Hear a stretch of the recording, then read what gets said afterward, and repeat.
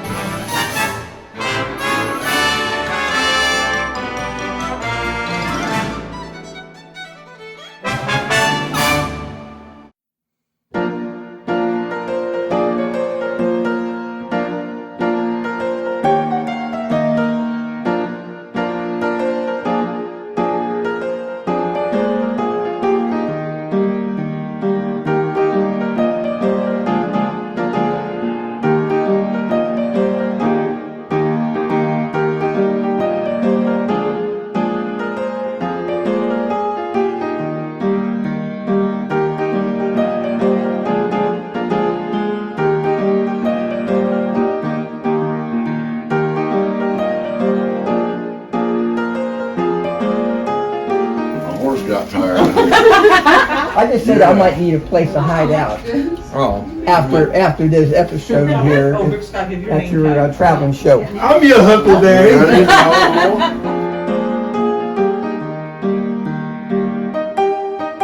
In the jailhouse, the big house for a while, but now I'm out. And I went home to my daddy and he said, "Fella, time for you to leave the nest. You gotta get out of here, you're in a lot of trouble." I said, "Okay, Dad, I'm leaving." So he brought me a man, which his name was Running Brook Starius, who I married an Indian.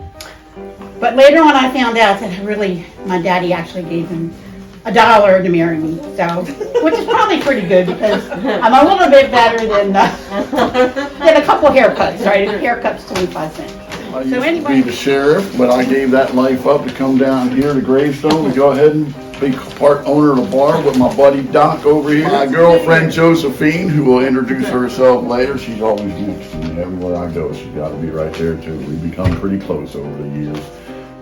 I'm married, she's got money, so. I'm to say, I make my fortune in gold.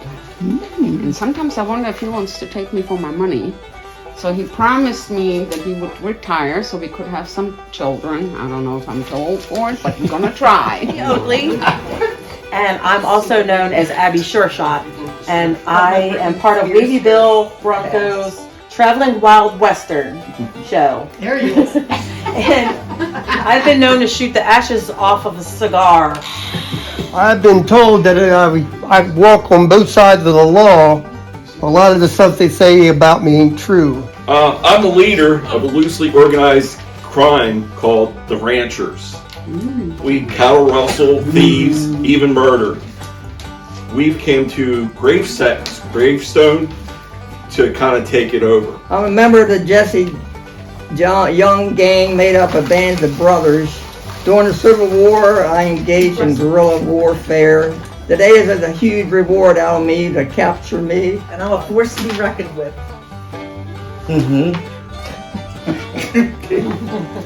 I was a Great Plains cattle herder and I turned a U.S. Scout. I'm a rugged lady. I used to be a trick shooter.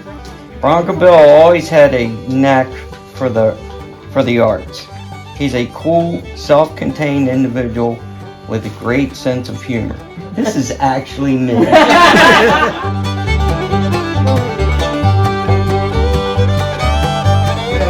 While we're here, we're going to take care of things. I think I'm gonna die. I hope you like it here so we can make our new home here.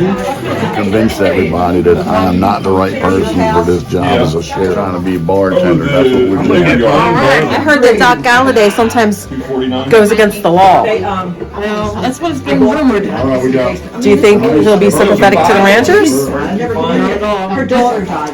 Oh, the band of outlaws is terrorizing Gravestone. Oh, you walked. Watch out. With this shirt, the Jason.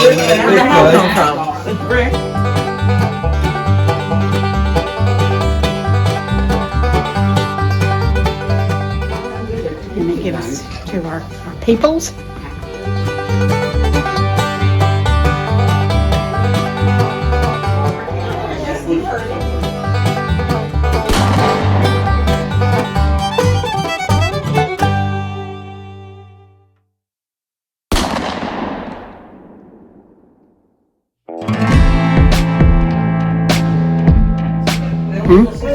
You. So it wasn't the 22 pistol or rifle that killed you. And you shot him 3 times. Shot with the 22? Not. What? No, Without 22. the 22. No 22. Give me my cue back. Could you guess anybody from the clues you got? I gotta guess. Okay, you I got haven't even looked at yours yet. Wavy Wheel Broncos was dreadful. But I'm not the murderer. However, I do have the Gravestone case treasure map, which we'll do that later. My husband hid the gold. So it's rightfully mine. I need the 4 codes to decipher this map. So this Wavy Will was a career outlaw and he needed to be stopped.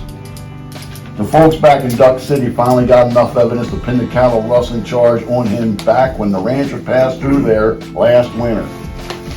The new sheriff of Duck sent over a courier with a reward poster and a letter explaining the situation, which I have that reward poster. He asked me to give Wavy an escort back to Duck City, and I was ready to do that too. I had planned to add the charge of shooting a U.S. Marshal at his trial when certainly would have turned into a hanging trial. I planned to capture him tomorrow. I even told don't make fun of my hair. But now someone's murdered him and I won't get that reward. He was wanted alive.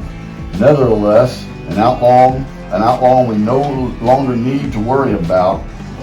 Without his direction, these ranchers will disband and Gravestone will have the law and order it needs.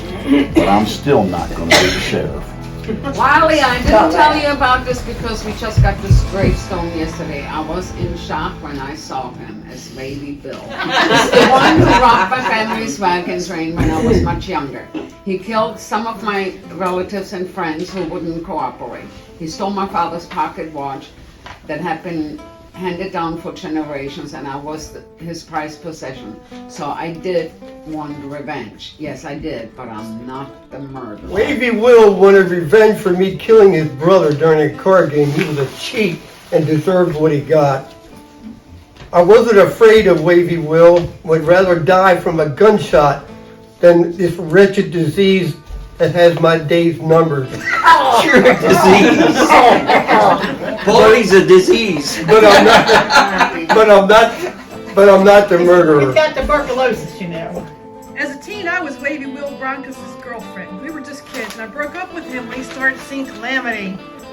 Calamity? Calamity behind my back. I immediately moved out of town and went to live with my aunt and uncle in Duck City, and that's where I met my true love, Doc.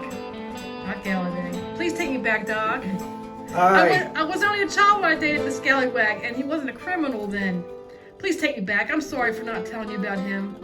Nevertheless, I'm not the murderer. Well, I got one question for you. Not a question, but you got a choice. Pick either red, blue or yellow? What do you Really? choose? Yeah. Pick a color. Blue. I do not take you back. What? And I shoot her in the leg for not telling me that she was an ex-girlfriend of a scum like Wavy Will Broncos. So you had a choice to pick the right one. I'm not taking you back.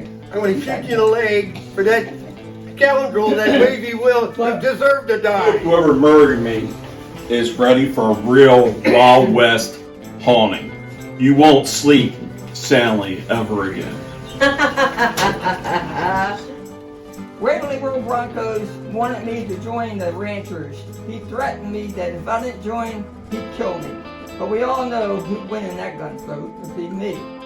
I was paid by a tribal chief of Oklahoma Indian tribe to get Bella and to get the gold back that her husband stole from that tribe. And they wanted to give me half the treasure if I brought her head back. And I plan to honor this agreement.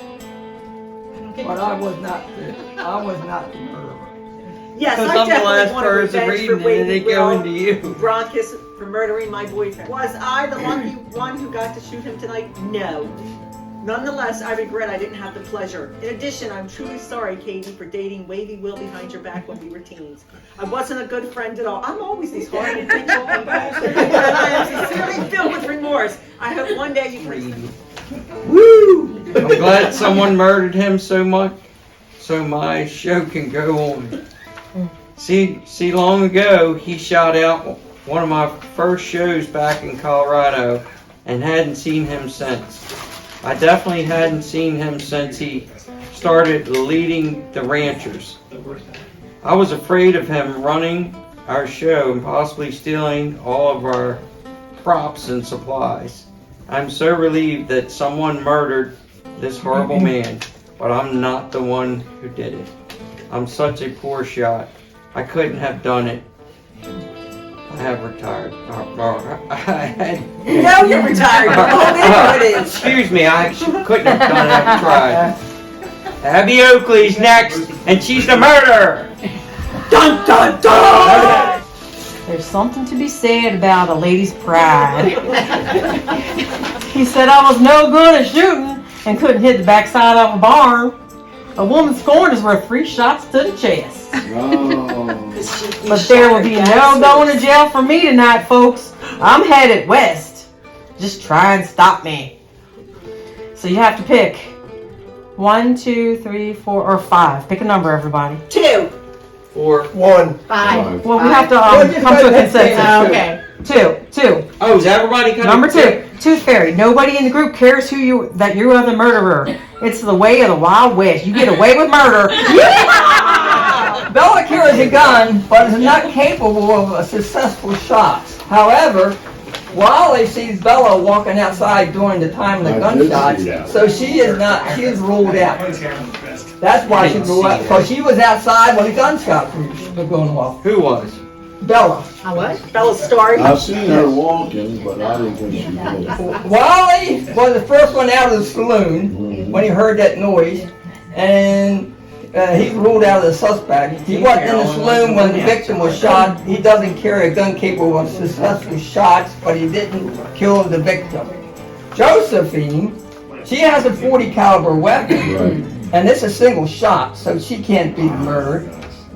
Doc has the guns that couldn't have been used in murder because he was also in the saloon when the victim was killed. So he was in the saloon and he had a gun that could have been the gun that shot him.